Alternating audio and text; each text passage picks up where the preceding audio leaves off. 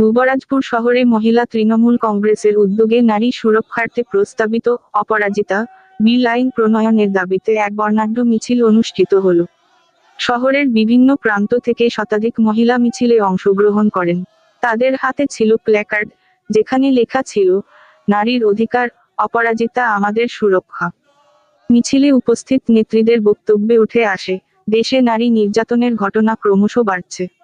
এর বিরুদ্ধে কড়া পদক্ষেপ নিতে হবে। অপরাজিতা বিল এক গুরুত্বপূর্ণ পদক্ষেপ, যা বাস্তবায়িত হলে নারীদের জন্য একটি সুরক্ষিত পরিবেশ গড়ে উঠবে। মহিলা তৃণমূল কংগ্রেসের নেত্রী অর্পিতা দাস জানান, এই বিলটি যদি আইনে পরিণত হয়, তবে তা নারীদের সুরক্ষায় এক যুগান্তকারী পদক্ষেপ হবে। আমরা সরকারের কাছে অনুরোধ জানাই, এই বিলটি দ্রুত পাস করানোর ব্যবস্থা করুন। আসুন দেখে নিন সেই চিত্র। খবর বীরভূমের পর্দায়। বীরভূম, দুবরাজপুর থেকে নিজস্ব প্রতিনিধির রিপোর্ট। আপনি কি অতি স্বল্প মূল্যে বিজ্ঞাপন সম্প্রচার করতে চান? তাহলে আর দেরি না করে এক্ষুনি যোগাযোগ করুন আমাদের অফিসের ফোন নাম্বারে 8918833183।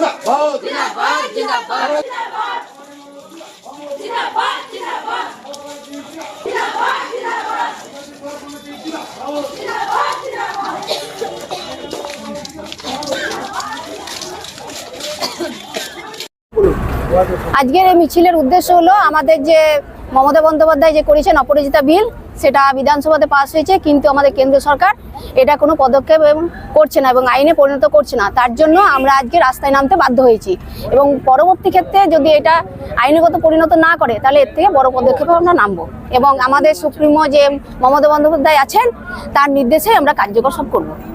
ধন্যবাদ। সারদা মুখার্জি এবং আমি হচ্ছি দুবরাজপুর শহরের মহিলা প্রেসিডেন্ট।